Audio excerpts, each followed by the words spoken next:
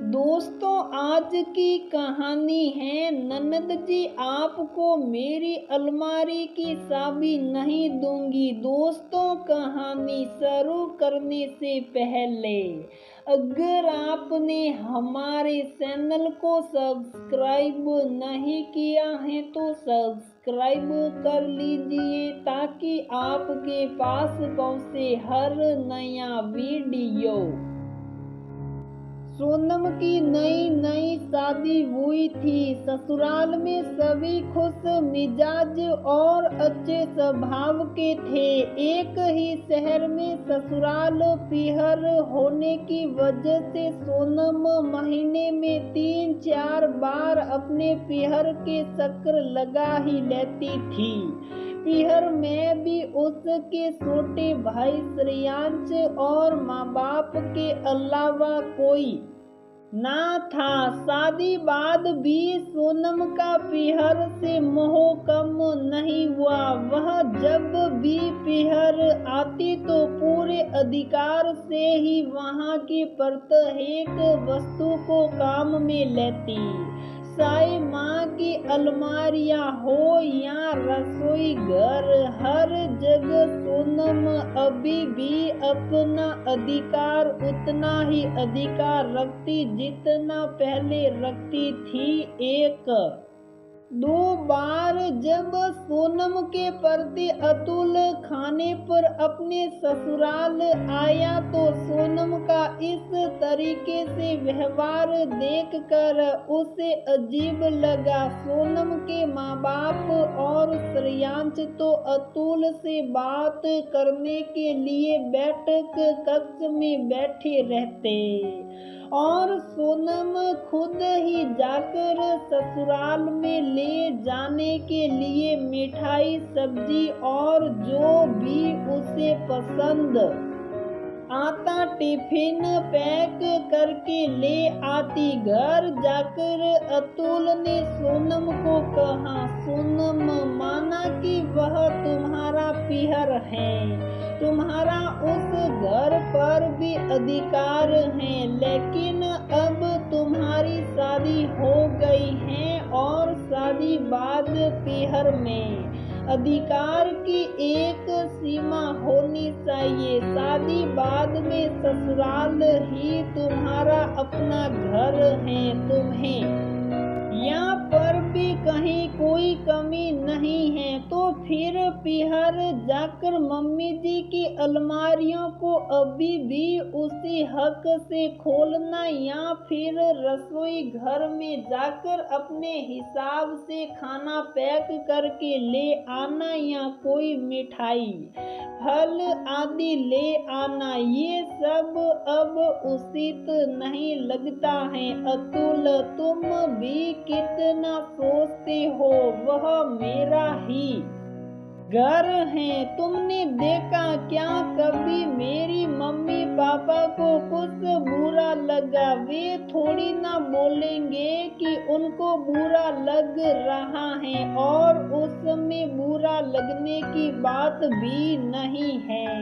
ये तो तुम्हारी खुद की समझ की बात है। कल को जब श्रेयांश की शादी होगी और उसकी पत्नी आएगी तब क्या पता तुम्हारा इतना बड़ सड कर वहाँ अधिकार जमाना उसे पसंद आए या नहीं। अतुल की बात को सोनम हवा में उड़ा देती। सोनम की आदतों से थक कर अतुल ने ही सोनम को टोकना बंद कर दिया।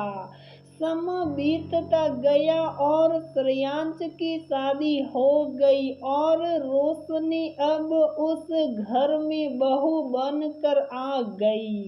रोशनी के आने पर शुरू में तो सोनम थोड़ा झिझकी, लेकिन रोशनी के सरल स्वभाव ने सोनम को फिर से पीहर में वही सूट दे दी। सोनम अभी भी अपने पीहर की हर वस्तु पर अपना हक समझती थी। हद तो तब पार हो जाती जब सोनम रोशनी के कमरे में और उसके गहनों तथा कपड़ों की अलमारियों को भी उसी तरीके से काम में लेती जैसे वह अपनी माँ की अलमारियों को लेती थी। रोशनी के लिए ये सब बहुत अजीब था, लेकिन वह अपने शर्मीले स्वभाव की वजह से कभी भी खुलकर ये बात सोनम को नहीं कह पाती थी। अपनी सास से भी उनकी बेटी की बुराई करने की रोशनी में हिम्मत नहीं थी। इधर श्रेयांश के लिए ये सब बात सामान्य थी, क्योंकि वह शुरू से ही सोनम को पिहर में इतना मिलनसार देखता आया था। रोशनी रसोई में काम कर रही होती तब भी सोनम रसोई में जाकर अपना टिफिन पैक खुद ही कर लेती। रोशनी कहती भी थी, दीदी बैठिए ना, मैं अभी आपके लिए खाना बांध कर ले आती हूँ। अरे नहीं भाभी, मैं तो शुरू से ही ये करती हुई आई हूँ, आप बेफिक्र रहिए। और रोशनी से बिना पूछे सोनम को जो जस्ता टिफिन में लगा लाती। यही नहीं, कभी रोशनी की उसको कोई नई साड़ी चाहिए होती तो बिना रोशनी से पूछे ही उसके कमरे में चली आती और हक से अलमारियों को खोलकर जो चाहिए होता उसी पर उंगली रख देती। कहने को तो सोनम ननद थी और ननद तो बहन बराबर होती हैं, लेकिन हर रिश्ते की एक सीमा होती है। सोनम अक्सर उस सीमा को लांघ जाती थी। समा और बीता, रोशनी के एक प्यारा सा बेटा मर्दूल हुआ। इधर सोनम भी एक बेटी अनायरा की माँ बन चुकी थी। पहले सोनम ही पिहर आकर अपना हक जताती थी, अब उसकी बेटी भी नानी के घर आकर उतने ही हक से रहने लगी। अपनी नीत नई फरमाइशें मामी के सामने प्रस्तुत करना अनायरा एनी की आदत बन चुकी थी। एनी अपनी मामी की अलमारियां बिना पूछे खोल लेती थी। कभी उसके साजो सज्जा के सामान छेड़ती तो कभी उसके सूट की सुन्नी निकाल कर उनसे खेलने लग जाती, क्योंकि उसने सोनम को भी शुरू से इतना ही हक से सभी चीजों को काम में लेते हुए देखा था। माँ तो माँ, अब बेटी के लिए भी रोशनी को बहुत सामंजस्य बैठाना पड़ता था। रोशनी ने इन सब की आदत डाल ली थी, लेकिन मर्दुल अब बड़ा हो रहा था और अपनी बुआ तथा अनायरा की ऐसी हरकतों को वह भी समझने लगा था। आज मर्दुल 8 साल का हो चुका है। उसके जन्मदिन की तैयारियां चल रही हैं। उनके जन्मदिन पर घर की बेटी सोनम के परिवार का आना तो बनता ही है। रोशनी सुबह से ही रसोई घर में पकवान बनाने की तैयारियों में लगी हुई है। सोनम अनायरा को लेकर दिन में ही आ गई। घर का मुख्य दरवाजा खुला था, इसलिए वह अंदर आ गई। अनायरा बालकनी में लगे झूले पर बैठकर खेलने लगी और सोनम अंदर आ गई। बैठक कक्ष में उसे कोई ना दिखा। उसने सोचा सीधे रसोई घर में ही चलती हूँ, आज तो सभी का जमावड़ा वहीं लगा हुआ होगा। रसोई घर में जाते ही उसे मर्दूल की आवाज आने लगी, मम्मा मम्मा ये देखो, मैं सारी अलमारियों को बंद करके उनकी चाबी ले आया हूँ। मर्दूल की बात सुनते ही सोनम रसोई के बाहर ही रुक गई। रोशनी ने मर्दूल से पूछा, लेकिन क्यों बेटा, क्यों लाई हो? मम्मा, जब अलमारी पर ताला रहेगा तो बुआ और अनायरा अलमारी ही नहीं खोल पाएंगे। मर्दूल की बात सुनते ही रोशनी हतप्रभ हो गई। वहीं खड़ी मर्दूल की दादी भी अचानक से काम करते करते रुक गई। बेटा, ये आपको किसने कहा कि बुआ और नायरा को अलमारी नहीं खोलने देनी है? बात संभालते हुए रोशनी ने मर्दूल से पूछा। मम्मा, पिछली बार भी नायरा ने आकर आपकी पूरी अलमारी फैला दी थी। बुआ भी कभी भी कोई भी सामान आपकी अलमारी में से निकाल लेती है। मुझे ये बिल्कुल अच्छा नहीं लगता। सुनते ही रोशनी ने मर्दूल के गाल पर एक साटा जड़ दिया। जन्मदिन के दिन अपने ही बेटे को मारकर रोशनी को बहुत दुख हुआ। मर्दूल, ये सब बातें तुम्हें किसने सिखाई? कोई भी क्या सोचेगा कि मैं तुम्हें ये सब सिखाती हूँ? मैंने तुमसे कब कहा कि मुझे कोई भी दिक्कत है? और ये हाथ में इतना बड़ा टिफिन लेकर क्यों घूम रहे हो? क्या चाहिए तुमको इसमें? रोशनी ने तेज चिल्लाते हुए पूछा। मम्मा, आपने जो हलवा बनाया है उसमें से पहले ही टिफिन भरकर ये हलवा निकाल लीजिए।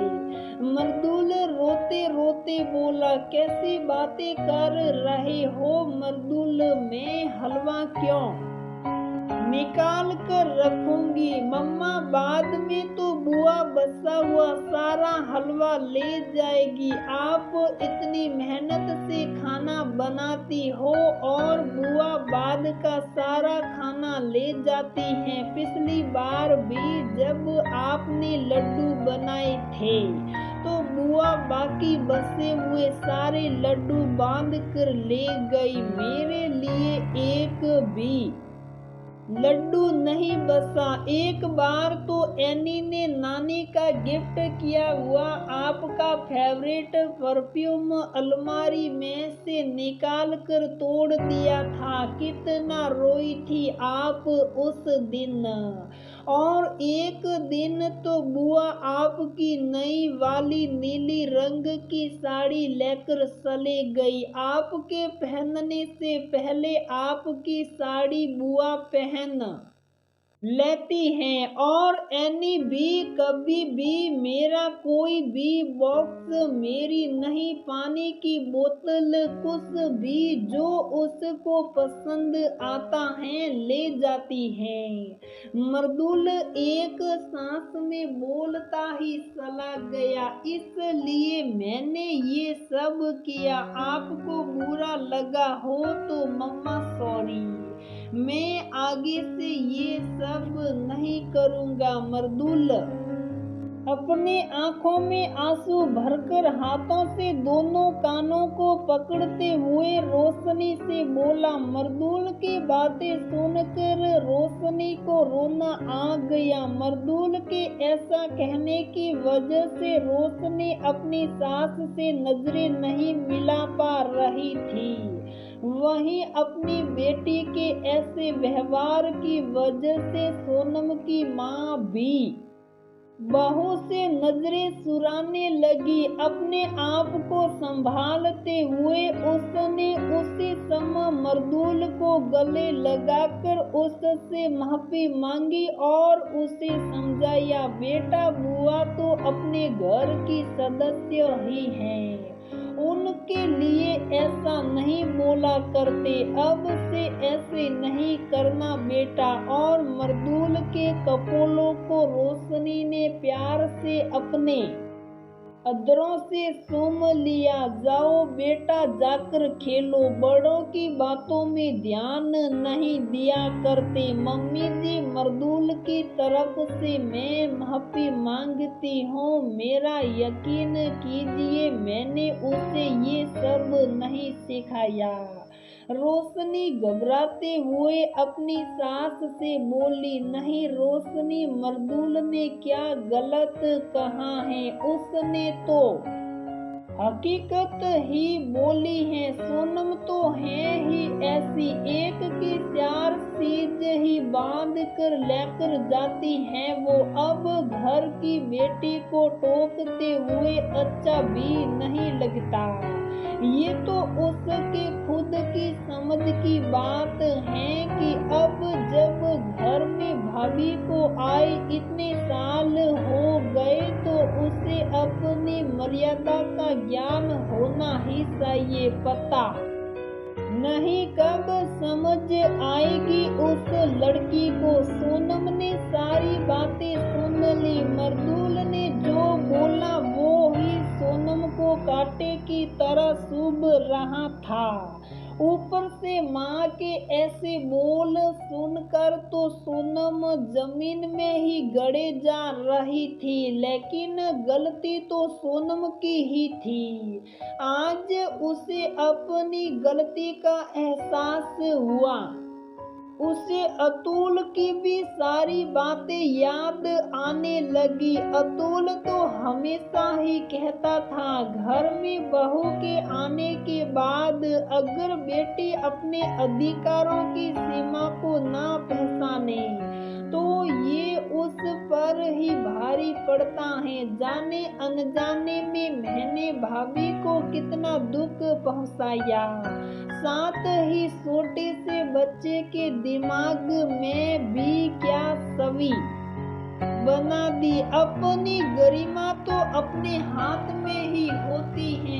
उसके इस व्यवहार की वजह से उसकी माँ भी उसके बारे में ऐसा सोचने लग गई। सोनम निर्णय ले चुकी थी, अभी तक की गलती तो वह सुधार नहीं सकती, लेकिन अब वह अपने पीहर में अपने अधिकार की सीमा को कभी नहीं लांघेगी। जी कहना और जी सुनना सभी रिश्ते की मर्यादा का मूल मंत्र होता है। अगर समय रहते हम इस बात को समझ जाए तो ऐसे अपमान का सामना नहीं करना पड़ता।